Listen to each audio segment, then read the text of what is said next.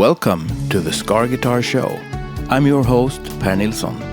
The Scarguitar Show episodes are live streamed exclusively to my Patreon community, and the episode you're about to watch has been edited and truncated from its original version. If you want to watch the full unedited episodes, sign up to my Patreon on the live streams tier. You'll get immediate access to an archive of the Scarguitar Show episodes, lessons, music, backing tracks, transcriptions of solos as well as full songs, and my private Discord server where you can interact with me and my community of Patreon members. I started my Patreon in October 2024 to serve as the main hub for my solo career, a place where I gather my closest fans and friends and share my solo music, my knowledge and my time with them.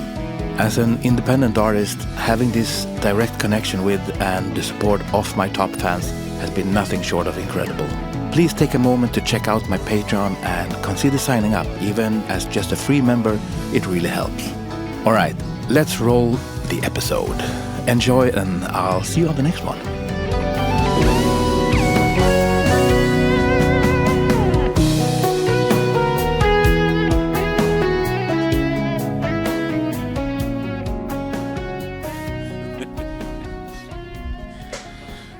So, alright. Oh, there we go. Ah, it's working now. Awesome. So, for the few of you who are here watching this thing, we're sorry that we're late. As always, we had some technical issues. We're musicians. There's always technical issues. Yeah. So please write in the chat if something is off with the video or audio. I'm gonna open a beer. Visual and sound okay. Thank you for the confirmation. What are you having, Stephen? Coca-Cola. Coca-Cola. Yeah, the video I'm getting from for me today. The video I'm getting from you, Stephen, is absolutely horrendous. It is. What kind of shit camera do you have? I don't think it's the camera. I think it's just the internet connection. All right. Does it look good on your end, like your video feed? Your side of the screen does, but mine doesn't. Oh, that's good. So, all right. I think we got 3 people here. I think that's a pretty solid turnout. You know, this is the first episode of what is gonna be the Scarguitar Show. I figured I'd need to have a name for this kind of thing when I have guests and do it like this to sort of separate it from other things I might do. So I'm very pleased to announce Mr. Stephen Platt as my guest for this premiere edition of the Scarguitar Show. Hi guys. You look supremely furry and blurry. Yeah, it's probably for the best, to be fair. Yeah, it's like a really weird beauty filter. All your features are evened out.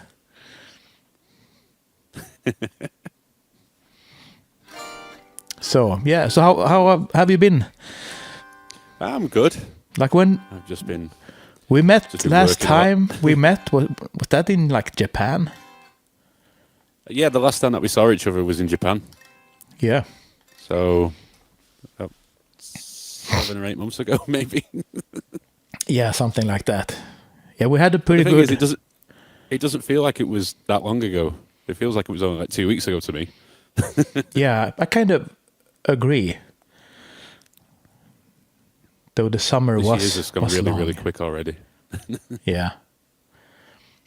So what have you been up to since? Not much really. I mean, I've got local gigs that I've been doing. So I've been doing a karaoke thing, which is pretty cool. So that's every week. Yeah, karaoke. Nice gig to have. So yeah, so it also puts you on your toes as well because you're just not prepared for anything. It's like you show up for a gig, but you don't have a set list. Oh yeah. Someone else writes the set list. Yep. So tell me how that works. That kind of gig. So So basically, me and my band, my cover band, we've basically listed a load of songs for people to just choose. And basically, when we play, people literally just read a piece of paper, has about 100 songs on it. They pick a song, put the name into the hat, and then we just pick it out the hat at random. I mean, it's great for them because they get free shots as well after they sang. All right. So yeah, it's sponsored by Fireball. Sponsored by alcohol. Yes. Which means there's a lot of occasions where I come home really drunk. Yeah, you also get sponsored by Fireball. Yep. All right. So you smell of cinnamon and Sometimes despair as well. All right. So it's a 3-piece, right? Yeah. So it's bass and guitar and drums. Yeah. Sometimes it's hard to kind of pull off some of the songs, just being a single guitarist, but sometimes you just got to simplify things and just get it over with, basically. Yeah. You know I'm a big karaoke fan, right? I know you are. But we never sung karaoke So together, right? When you come over, you've got to sing with us. Yeah. But do you actually know the songs that you have on that list? Majority of them, yeah. Do they ask? There's a couple of songs which were a bit like that. But Yeah. But do you get requests for other songs? And we do actually, but we always kind of like make a note of them, and then we'll kind of try and introduce them at some point. So the goal is that we learn 5 songs every 2 weeks, so the set list just keeps growing. all right. But the past few weeks, no one's learned anything because we've all been ill. Yeah. I used to live. I was neighbor for many years with a karaoke bar in the where I formerly used to live in Gävle, Sweden. There's a really famous and really quite nasty little bar. Like the people visiting that bar, it's kind of all kinds of people, but some really weird people. They like kind of end up there. But like every time we went out for drinks at the pub, we always ended up at that place. And I got to know the people who were the karaoke hosts, and they started to let me sing the very last song of the evening, which is a great honor, to close the place out. I had a bunch of different songs I used to sing, but what became my favorite one was "We Are the World." I've heard you sing this. Yeah. And you will hear it many more times. Such an epic tune. So it's great. So, yeah, I'm going to have to learn that. Yes. So, I mean, we have known each other for, I don't know, a few years. I think 2 or 3 years, yeah. Yeah. Maybe you should tell me about the first time we met. Yeah, so I was on tour with Devin Townsend at the time, and we have a mutual friend, don't we? Darby Todd. Yeah, Devin's drummer. So Darby was the drummer on the tour, and Darby's an incredible guy, an incredible drummer as well. But he didn't tell me that you was coming. So I remember being on stage and just looking over to my right, and I saw you in the audience. And as soon as I saw you, I was like, "Oh shit!" All right. And I wasn't alone. No, you was with Ola England, I think Henrik from Evergrey. Yeah. There was a few other people there as well. Wasn't Matthias there? Oh, yeah, Eklund? he was, yeah. He's an insane guitarist. Indeed. But yeah, we did that gig, and then I kind of lost everyone afterwards, and I was trying to find people, and I walked into the pub, and that's where you guys were. And because it was my birthday, you started singing "Happy Birthday" to me in Swedish. Yeah. Yeah, Darby told me, I think he came out first to the bar, and we had some drinks, and he was like, our guitar player, it's his birthday. 34? 35? I think I was 35 at the time. Yeah. I've just turned 37, so yeah. So I knew it was your birthday, and I was having the time of my life, you know, in the bar, having a whole bunch of these. And when you came out, I just was grabbed by the feels. So I started singing, and it felt like people around me, you know, your bandmates and my friends, and like just people, you know, just previously minding their own business in the bar, they started singing as well. And you were looking like kind of terrified. Like, what's happening? Fair, I was a little bit shocked. Yeah. Because I knew who you were, and obviously we're not spoke at that point. So when you were just singing "Happy Birthday" to me, I was like, "Oh my god, what's going on?" Yeah. But it was a good vibe though. I really enjoyed it. Yeah, with a good night. Yeah. Yeah. And yeah, sometime later, because I think I added you on like Instagram and stuff, or maybe I had already added it. I can't remember. But anyway, sometime later, our guitar player in Scar Symmetry, Benjamin, he told me he was leaving the band, and I was sort of trying to figure out who to ask. We had another guy, Morgan Reed, who toured with us for a while. But then, like, I was looking for someone who could sing as well as play. Like, Morgan is a brilliant guitar player, but he wasn't a singer, and I needed someone who could sing, because we have all these, you know, super layered vocal parts, and I actually like bumped into a vocal like recording of you. Like, you have posted some stuff on Instagram where you sing covers. You have like Strapping Young Lad and Foo Fighters and yeah. And sometimes I get bored at home and start recording covers just for my own enjoyment. Yeah. And I was like, oh shit, this guy has got a really cool voice. So yeah, that what kind of like prompted me to reach out to you, because like what I really wanted first, I wanted, you know, someone Swedish, because we had Benjamin in the band for all these years, who like lived outside of London, and you know, every time we have a gig or anything, we have to fly him over. And I mean, it's not the worst thing, but it would have been like easy, you know, if we could have someone that we could actually rehearse more easily. But then you showed up in my life, and I could not resist. But yeah, one British guy being replaced by another British guy.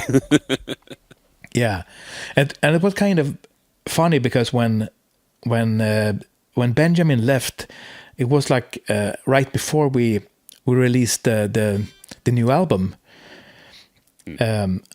So we had Morgan step in, and we did a run with Meshuggah in Sweden.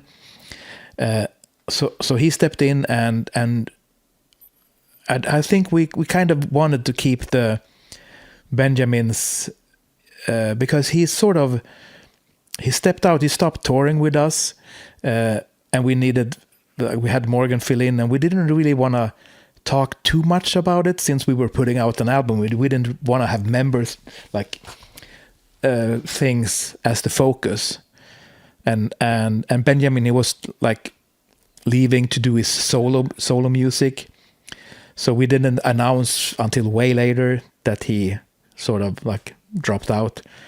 But what was funny was that like Morgan, he had like long brown hair, so no one really noticed that there was a change in the guitar department. And then when you joined, and like we made an announcement that like we had Morgan on guitar, and then you came in, and here's Stephen Platt. But most people, you know, they miss they don't see the social posts, social media posts. So people were just assuming it was the same, like dark brown haired dude with beard shredding his heart out. I mean, when I did our first gigs together, someone asked me if I was Benjamin. Yeah. It's weird because obviously Benjamin's from the UK, and we have been on similar lineups. He's been with his own band, and I've been with my own band as well. But we've still never met. Still not spoke to the guy, but I do think he's a really, really good guitarist. Yeah, for sure, absolutely. Yeah, it's kind of interesting to see Scar Symmetry go through, different iterations. Yeah. The first bunch of years when Jonas and I shared the guitar responsibilities, and his style is so like distinctly different from mine.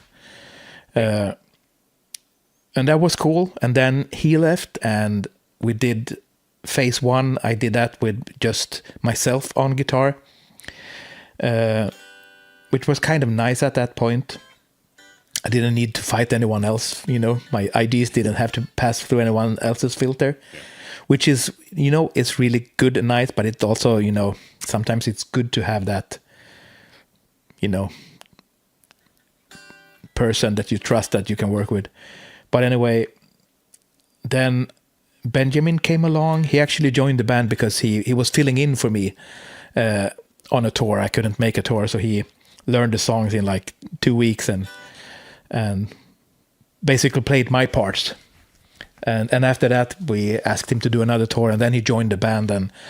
And with him, it was interesting because his style is so similar to mine. Not to say that it's that is a ripoff or anything like that. It's just very similar. And I think that was something that at the time like attracted me, because he was, obviously I play the way I do because it's the stuff that I like. It's stuff like that I like to hear. And hearing that from someone else, like you find someone who is sort of is a little bit of a mirror of yourself in a way. Yeah.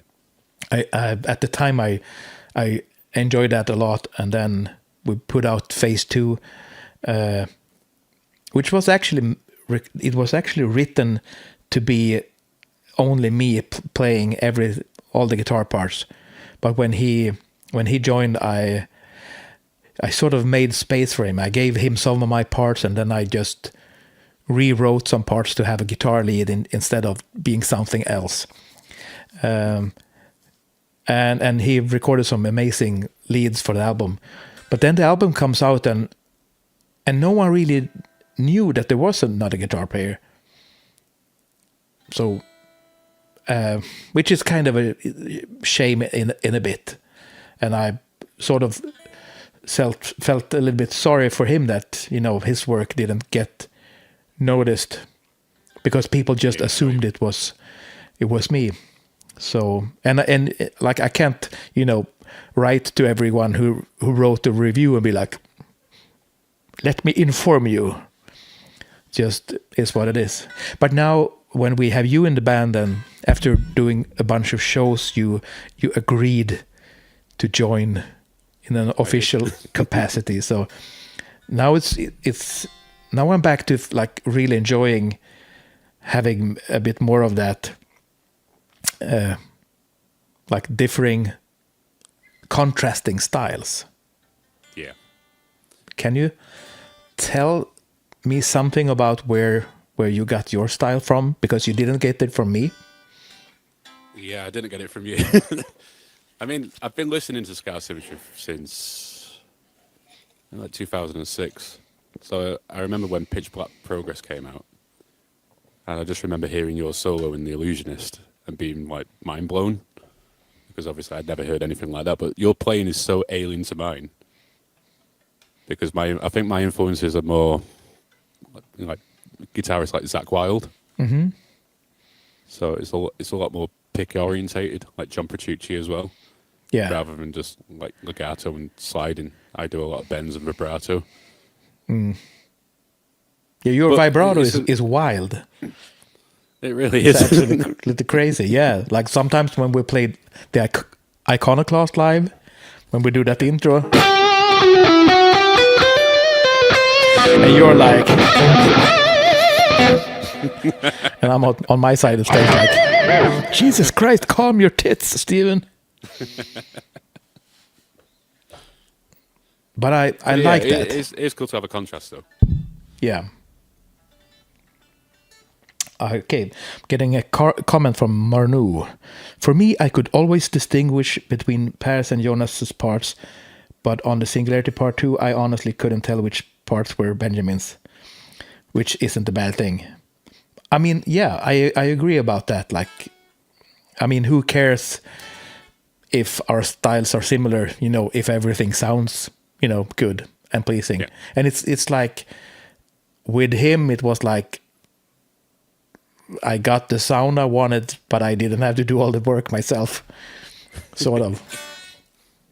But I'm really looking forward to getting some new songs recorded and having some Stephen shreds. Yeah, I'm really looking forward to that as well, actually. So we'll just have to get on with it. Yeah. Yeah, I happen to start a Patreon and a solo career here, so Well, we'll get around to it, though. we sure will. Yeah, man. But yeah, So- I actually remember the day when you messaged me, because I remember walking to work, because I still have a day job, and I was listening to Pitch Black Progress. I can't have to say it today, apparently. But yeah, I remember listening to that, and I had not listened to it for a long time. And then by the time I got home, I read my messenger, and I got a message off you asking if I wanted to like do some shows with you. And I just thought it was a bit of a weird coincidence that I was listening to that album that morning, and then by the time I got home, you'd message me asking if I wanted to play. Yeah. I feel like I do recall that's saying often how yes things instantly. that's often how things turn out in life, I think. Yeah. I don't think anything that I've done has been planned. It's just happened. Yeah. I think it's all about being in the right place at the right time, I guess. Yeah, it's like, I mean, you had prepared your entire life for the gig in a way. Yeah. So, but it's like it's the gig kind of pales in comparison with your previous one, in a way. I get what you mean, but obviously I still enjoy this gig because obviously I really like the music. But yeah. It's the last gig I because obviously I played for Devin Townsend. That was completely unexpected as well. I just remember, I think it was Paul Collis, who's Devin's tour manager. I think it was about January 2021. Mm-hmm. He sent me a message asking for Devin covers because he knows that I've done a couple of them. So I sent them to him and I asked him, is there any particular reason why you want them? And he's like, no reason. But you knew who he was working for. Well, yeah, I've known Paul for about 15 years because he's from Manchester as well, where I am from. But I didn't really think anything of it. I just thought it's just because he just works with Devin. He just wanted to show someone that that I've done a couple of covers. But it got to about May time when he called me again asking if I would play for him. But originally I was the backup option. So I was the backup to Phil Demmel. He used to play for Machine Head. And they basically said, we'll pay you to learn the songs, but you might not get the gig. Which is kind of hard to kind of process. Because it's like, obviously it's going to be like the biggest gig of my life so far. Yeah. And then I'm not sure if I have it. That is kind of crazy. until about 2 weeks before that I had the gig. Wow. So it was quite a stressful moment, and because obviously I couldn't tell anyone about it, it was literally just me in my own world stressing about something which no one knew about. And it was it was right, like during that first pandemic summer. Yeah. So we didn't actually know if Woodstock was actually going to happen as well. So because obviously restrictions. So not knowing if it's going to happen or if I'm going to play, it was just a strange time. Yeah. Even so having I to remember. I remember I had you to telling. isolate from my own housemate. Oh yeah. I remember you so telling they me put that you stayed at a hotel during the rehearsal Yeah. time. You couldn't So the meet any venue where we people. The venue where I was rehearsing was literally about 10-minute walk from my house. But they put me in a hotel instead because they wanted me to isolate. So that was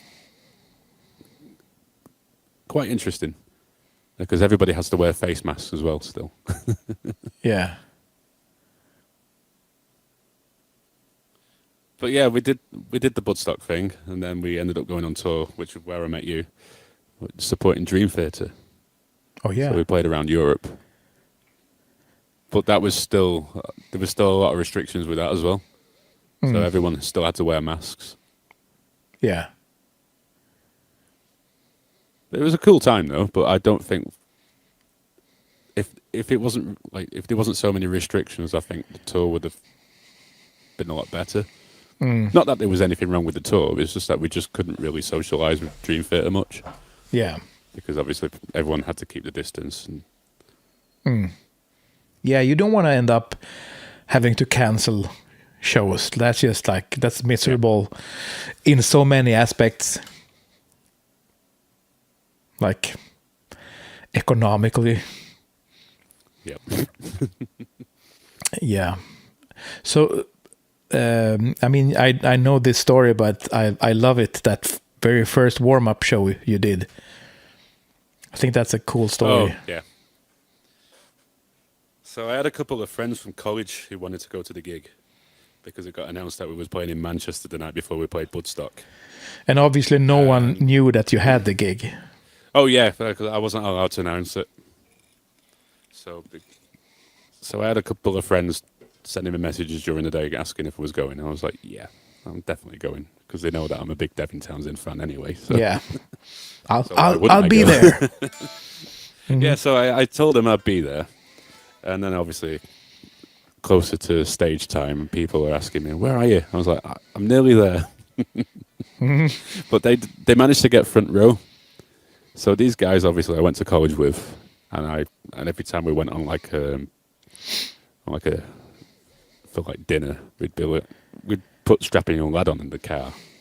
So we'd be listening to Devin's music, and then their front row, and as soon as I walk on stage, their faces, it was amazing. I was like, oh my God. Oh man, I love that. It's just their initial reaction. It was just like, I didn't know they were at the front. So when I walked out, I was more shocked at them being there than it was obviously me just walking on stage. Yeah.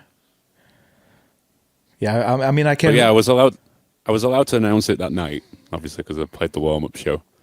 Yeah. But there was a lot of people at Woodstock who didn't know because obviously when you're at a music festival, you don't really get much of an internet connection. Yeah. So they didn't see anything. And I remember getting off stage from playing Woodstock, and a couple of my friends who had messaged me during the performance going, Steve, is that you? And they're going, holy shit, it is. So that was a cool moment. Yeah. I mean, I can relate a bit to this because I played with Meshuggah for a few years. Yeah. And they contacted me in December 2016, and I think we did the first show in maybe June or late May, something like that, probably June, in the US, and they announced my participation just a few days before the tour because there's no reason to announce anything earlier on because they don't want to mess with ticket sales or anything like, where is Frederick? So, and I remember I didn't get to make that kind of surprise appearance that you did, but when they posted like on the social medias and they posted a picture of me and it was like, you know, my inbox exploded. I had to buy a new one. So yeah, that was a pretty cool moment, you know.